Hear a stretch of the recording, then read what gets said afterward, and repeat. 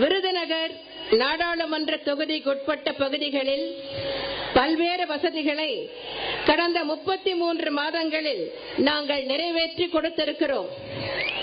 விருதுநகர் மாவட்டத்தில் பகவான் ரமண மகரிஷி அவதரித்த புண்ணிய தலமான திருச்சுழிக்கு வருகை புரியும் சுற்றுலா பயணிகளின் வசதிக்காக 24,10,000 ரூபாய் செலவில் அடிப்படை வசதிகள் செய்து கொடுக்கப்பட்டுள்ளன. விருதுநகர் மாவட்டத்தில் 5,64,20,000 ரூபாய் செலவில் 3 பாலங்கள் கட்டப்பட்டு வருகின்றன.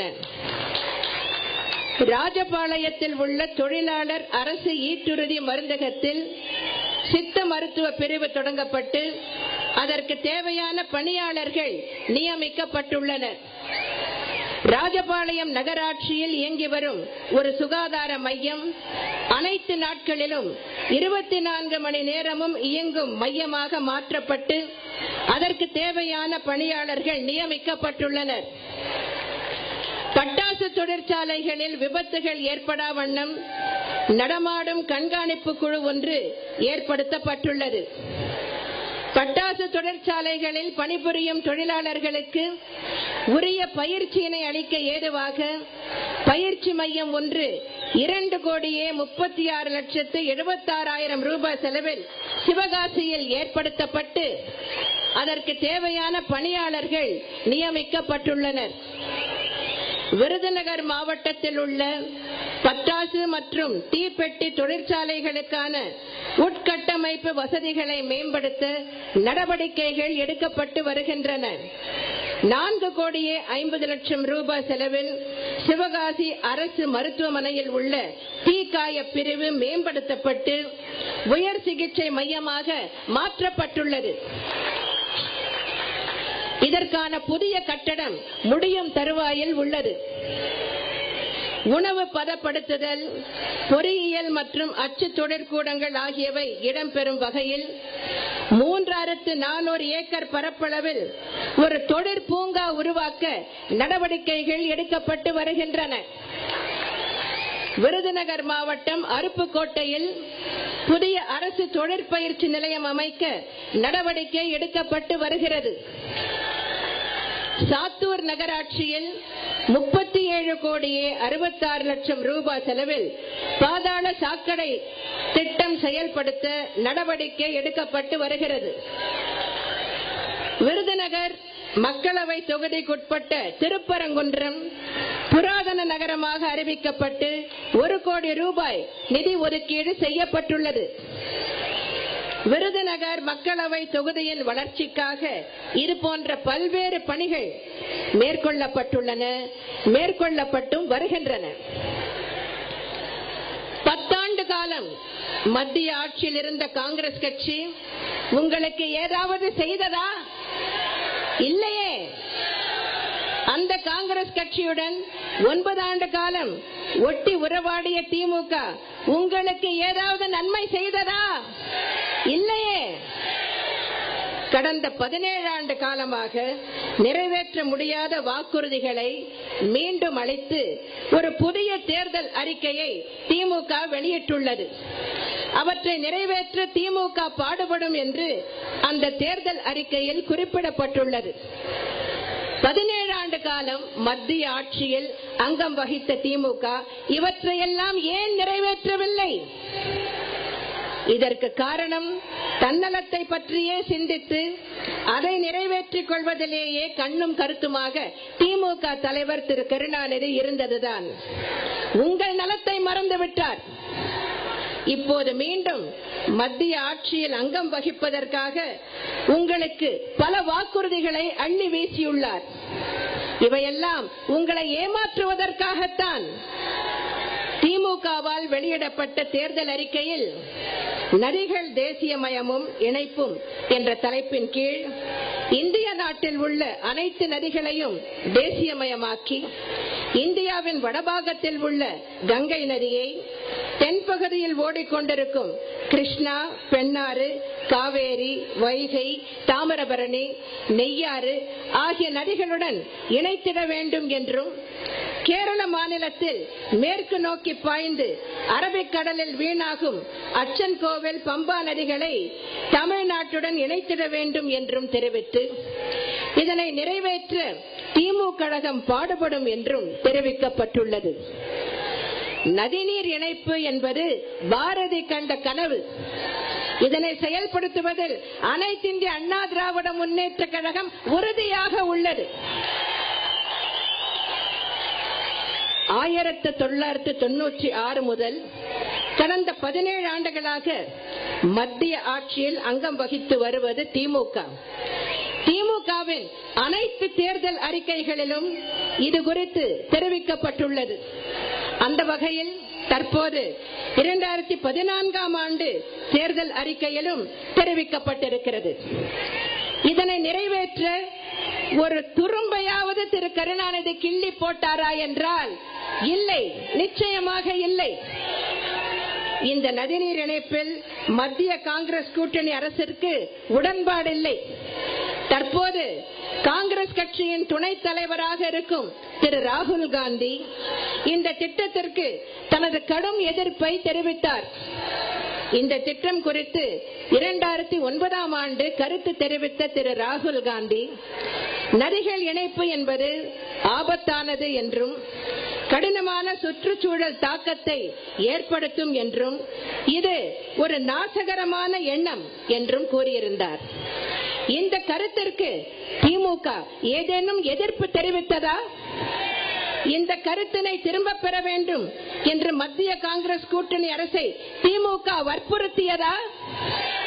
இந்த கருத்திற்கு ஆட்சேபம் தெரிவித்து ஆதரவை விலக்கிக் கொள்வோம் என்று திமுக கூறியதா? மத்திய அரசை கண்டித்து ஒரு அறிக்கையாவது திமுக சார்பில் வெளியிடப்பட்டதா? குறைந்தபட்சம் தமிழ்நாடு அரசின் சார்பில் ஒரு கடிதமாவது எழுதப்பட்டதா? இவற்றில் எதையுமே திமுக செய்யவில்லையே. மத்திய காங்கிரஸ் கூட்டணி அரசின் மாற்றாந்தாய் போக்கினையும் அதற்கு துணை போகும் திமுகவையும் மீறி தமிழகம் முன்னேற்ற பாதையில் சென்று கொண்டிருக்கிறது. இருப்பினும் அனைத்து பிரச்சனைகளுக்கும் நாம் தீர்வு கண்டுவிட்டோமா என்றால் நிச்சயமாக இல்லை என்பதுதான் விடை. மாநில அரசு மட்டுமே அனைத்து பிரச்சனைகளுக்கும் தீர்வு காண முடியாது. உதாரணமாக மீனவர்கள் பிரச்சனை, அண்டை மாநில நதிநீர் பிரச்சனை, கச்சத்தீவு பிரச்சனை, மண்ணெண்ணெய் ஒதுக்கீடு, நிலக்கரி ஒதுக்கீடு போன்ற பெரும்பாலான பிரச்சனைகளுக்கு தீர்வு காண வேண்டிய பொறுப்பு மத்திய அரசிடம்தான் உள்ளது. இதனை தற்போதுள்ள காங்கிரஸ் தலைமையிலான மத்திய அரசு செய்கிறதா என்றால் நிச்சயமாக இல்லை. மாறாக தமிழகத்துக்கும் தமிழர்களுக்கும் மத்திய காங்கிரஸ் அரசு துரோகம் இழைத்துக் கொண்டிருக்கிறது. இலங்கை தமிழர் பிரச்சனையில் காங்கிரஸ் அரசு என்ன செய்தது? இலங்கை அரசுக்கு தேவையான ராணுவ பயிற்சி, ஆயுதங்கள் ஆகியவற்றை அளித்தது.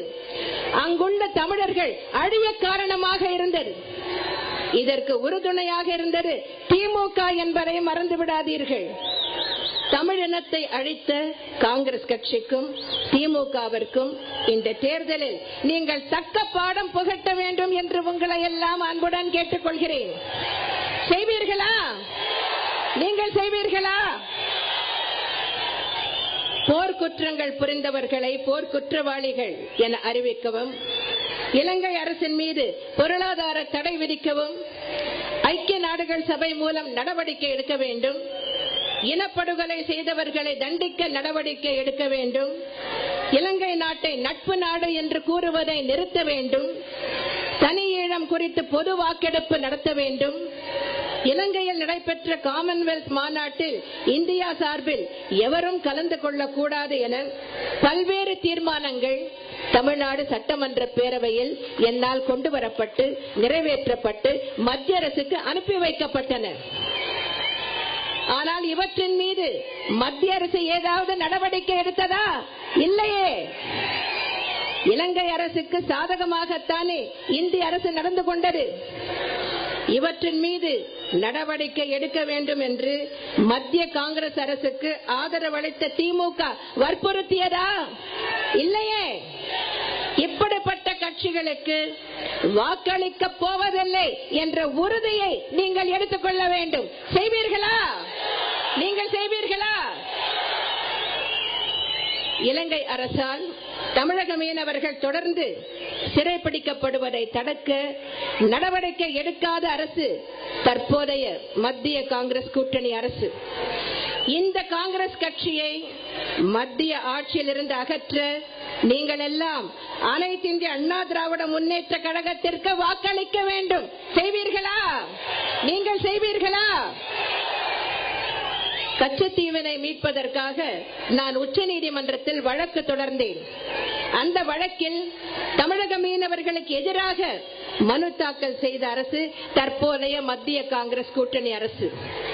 அதோடு நின்று விடவில்லை. கச்சத்தீவு இந்தியாவின் ஒரு பகுதியே அல்ல என்று காங்கிரஸ் கட்சி கூறி வருகிறது. இப்படி தமிழர்களுக்கு எதிராக செயல்படும் காங்கிரஸ் ஆட்சிக்கு முற்றுப்புள்ளி வைக்க வேண்டும் என்று உங்களை எல்லாம் நான் அன்போடு கேட்டுக்கொள்கிறேன்.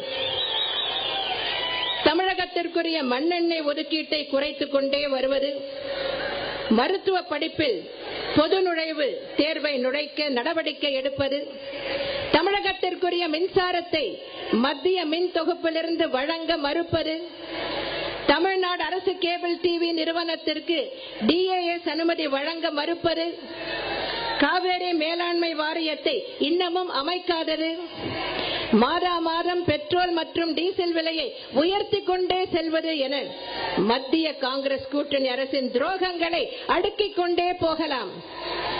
தமிழக மக்களுக்கு மட்டும் துரோகம் இழைக்கவில்லை, தமிழக அரசுக்கும் துரோகம் இழைத்துக் கொண்டிருக்கிறது மத்திய காங்கிரஸ் கூட்டணி அரசு. மாநிலத்தின் அதிகாரங்களை பறித்துக் கொண்டிருக்கிறது. மாநில அரசின் வருவாயை குறைக்கிறது. அதே சமயத்தில் கூடுதல் நிதி சுமையை மாநில அரசின் மீது சுமத்துகிறது. மாநில அரசின் உரிமையில் தலையிட்டுக் கொண்டிருக்கிறது. இப்படிப்பட்ட காங்கிரஸ் கட்சிக்கும் அதனுடைய மக்கள் விரோத செயல்களுக்கெல்லாம் ஆதரவளித்த திமுகவுக்கும் சரியான பாடம் புகட்ட ஒரு நல்ல வாய்ப்பு இப்போது உங்களுக்கு கிடைத்திருக்கிறது. இந்த அரிய வாய்ப்பை நீங்கள் பயன்படுத்தி அனைத்து இந்திய அண்ணா திராவிட முன்னேற்ற கழக வேட்பாளர்களை மகத்தான வெற்றி பெற செய்ய வேண்டும் என்று கேட்டுக்கொள்கிறேன். செய்வீர்களா? நீங்கள் செய்வீர்களா? மத்திய அரசின் தவறான பொருளாதார கொள்கைகள் காரணமாக இந்திய நாட்டில் முதலீடுகள் குறைந்துள்ளன, ஏற்றுமதி குறைந்துள்ளது, நடப்பு கணக்கில் அதிகமான பற்றாக்குறை ஏற்பட்டுள்ளது, ரூபாயின் மதிப்பு வீழ்ச்சியடைந்துள்ளது. மொத்தத்தில் இந்திய பொருளாதாரமே சின்ன பின்னமாக்கப்பட்டு விட்டது. அதன் சுமை ஏழைகளின் மீது சுமத்தப்பட்டுள்ளது. இந்த சுமையிலிருந்து விடுபட தேவை மாறுதல். அதற்கு வழிவகுக்க இருப்பது வருகின்ற மக்களவை தேர்தல் என்பதை நீங்கள் மறந்துவிடாதீர்கள். எங்கும் ஊழல், எதிலும் ஊழல் என்பதுதான் காங்கிரஸ் ஆட்சியின் தாரக மந்திரம். 2G ஸ்பெக்ட்ரம் இமாலய ஊழல், ஹெலிகாப்டர் ஊழல், நிலக்கரி ஊழல், காமன்வெல்த் விளையாட்டை நடத்தியதில் ஊழல், விமானங்களுக்கான என்ஜின் வாங்கியதில் ஊழல் என ஊழல் பட்டியல் நீண்டு கொண்டே போகிறது. எப்படிப்பட்ட மக்கள் விரோத ஊழல் காங்கிரஸ் அரசை ஆட்சியிலிருந்து தூக்கி எறிவதை குறிக்கோளாக கொண்டு வருகின்ற தேர்தலில் நீங்கள் உங்கள் கடமையை சரிவர ஆற்ற வேண்டும் என்று கேட்டுக்கொள்கிறேன். கிட்டத்தட்ட 17 ஆண்டு காலம் மத்திய அமைச்சரவையில் அங்கம் வகித்த திமுக தமிழ்நாட்டிற்கு எதையாவது செய்ததா? இல்லை. மக்கள் நலம், மக்கள் நலம் என்று சொல்லி உங்களின் வாக்குகளை பெற்றார் திரு கருணாநிதி. ஆட்சியில் அமர்ந்தவுடன் உங்கள் நலத்தை மறந்துவிட்டார். இப்படிப்பட்ட கட்சிக்கு இந்த தேர்தலில் நீங்கள் தக்க பாடம் புகட்ட வேண்டும் என்று கேட்டுக்கொள்கிறேன். இந்த நேரத்தில் வாக்காளர் பெருமக்களாகிய நீங்கள் அனைவரும் நான் சொல்வதை கவனமாக கேட்க வேண்டும், அதை நினைவில் இருத்திக் கொள்ள வேண்டும் என்று அன்புடன் கேட்டுக்கொள்கிறேன். உங்கள் வாக்கு என்பது உங்கள் உரிமை. உங்கள் வாக்கு என்பது இந்த நாட்டின் சொத்து. உங்கள் வாக்குதான் இந்த நாட்டின் தலையெழுத்தையே மாற்றி அமைக்கப் போகிறது. உங்கள் வாக்குத்தான் இந்திய மக்களின் தலையெழுத்தையே, தலைவிதியையே மாற்றி அமைக்கப் போகிறது. அத்தகைய சக்தி படைத்தது உங்கள் வாக்கு. அந்த வாக்கை வீணாக்கி விடாதீர்கள் என்று அன்புடன் கேட்டுக்கொள்கிறேன். இந்த நாடாளுமன்ற மக்களவை பொது தேர்தலில் பல கட்சிகள் களமிறங்கியுள்ளன. அந்த கட்சிகள் எல்லாம் உங்களிடம் வந்து வாக்கு கேட்கிறார்கள். வேறு கட்சிக்கு நீங்கள் வாக்களித்தால் அதனால் யாருக்கும் எந்த பயனும் இருக்க போவதில்லை. வேறு கட்சிக்கு நீங்கள் வாக்களித்தால் அந்த கட்சிகளும் வெற்றி பெறப் போவதில்லை. உங்கள் வாக்குதான் வீணாக போய்விடும். எனவே உங்கள் வாக்குகளை வீணாக்கி விடாமல் வாக்காளர் பெருமக்களாகிய நீங்கள் அனைவரும் 40 தொகுதிகளிலும் அனைத்து இந்திய அண்ணா திராவிட முன்னேற்ற கழக வேட்பாளர்களுக்கு ஆதரவாக இதயறைவம் புரட்சி தலைவர் எம்ஜிஆர் கண்ட வெற்றி சின்னமாம் இரட்டை இலை சின்னத்தில் வாக்களித்து அனைத்து கழக வேட்பாளர்களையும் மகத்தான வெற்றி பெற செய்ய வேண்டும் என்று உங்களை எல்லாம் அன்புடன் வேண்டி விரும்பி கேட்டுக்கொள்கிறேன். அனைத்து இந்திய அண்ணா திராவிட முன்னேற்ற கழக வேட்பாளர்கள் அனைவரையும் நீங்கள் வெற்றி பெற செய்தால் மத்தியிலே இந்தியாவை வல்லரசாக்கக்கூடிய வலிமையான ஆட்சி அமையும். அனைத்து இந்திய அண்ணா திராவிட முன்னேற்ற கழகம் அங்கம் வகிக்கும் மத்திய அரசு, மத்திய ஆட்சி அமைந்தால் நாட்டு மக்கள் அனைவருக்கும் உங்களுக்கும் ஏராளமான நன்மைகள் கிடைக்கும். எனவே மறவாமல், தவறாமல், உங்கள் வாக்குகளை வீணாக்காமல் அனைத்து இந்திய அண்ணா திராவிட முன்னேற்ற கழக வேட்பாளர்கள் அனைவருக்கும் வாக்களித்து மகத்தான வெற்றி பெற செய்ய வேண்டும் என்று அன்புடன் கேட்டுக்கொள்கிறேன். தமிழகம் இந்தியாவிலேயே முதன்மை மாநிலமாக விளங்க வேண்டும் என்றால், தமிழகத்திற்கு தேவையானவற்றை பெற வேண்டும் என்றால் அதற்கு ஒரே வழி மத்தியிலே ஆட்சி மாற்றம். அந்த ஆட்சி மாற்றத்தை ஏற்படுத்தக்கூடிய வலிமையை அனைத்து இந்திய அண்ணா திராவிட முன்னேற்ற கழகத்திற்கு நீங்கள் வழங்க வேண்டும். எனது கரங்களை வலுப்படுத்த வேண்டும் என்று உங்களை எல்லாம் அன்புடன் கேட்டுக்கொள்கிறேன். செய்வீர்களா? நீங்கள் செய்வீர்களா? வருகின்ற மக்களவை தேர்தல் வெறும் ஆட்சி மாற்றத்திற்கான தேர்தல் அல்ல, இந்தியாவின் வளர்ச்சியை மாற்றி அமைக்க போகும் தேர்தல். அண்டை நாடுகளின் அச்சுறுத்தல்களிலிருந்து இந்தியாவை காக்கும் தேர்தல். விலைவாசி உயர்வை கட்டுப்படுத்தும் தேர்தல். மத்திய அரசின் பொருளாதார கொள்கைகள் மாற்றி அமைக்க வேண்டும். மத்திய அரசின் பொருளாதார கொள்கைகள் மாற்றி அமைக்கப்பட வேண்டும். அதற்கு மத்தியில் ஆட்சி மாற்றம் ஏற்பட வேண்டும். மாற்றத்தின் மூலம் ஏற்றம் கண்டது தமிழகம். மாற்றம் மூலம் பாரதமும் ஏற்றம் காண அனைத்து தொகுதிகளிலும் அனைத்து இந்திய அண்ணா திராவிட முன்னேற்ற கழக வேட்பாளர்களை நீங்கள் வெற்றி பெற செய்ய வேண்டும் என்று கேட்டுக்கொள்கிறேன்.